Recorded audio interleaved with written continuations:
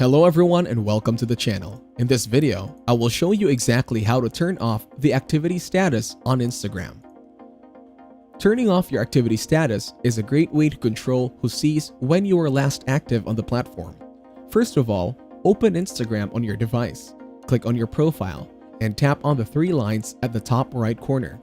Click on Settings and Privacy. From Settings and Privacy, you will find all your security features here.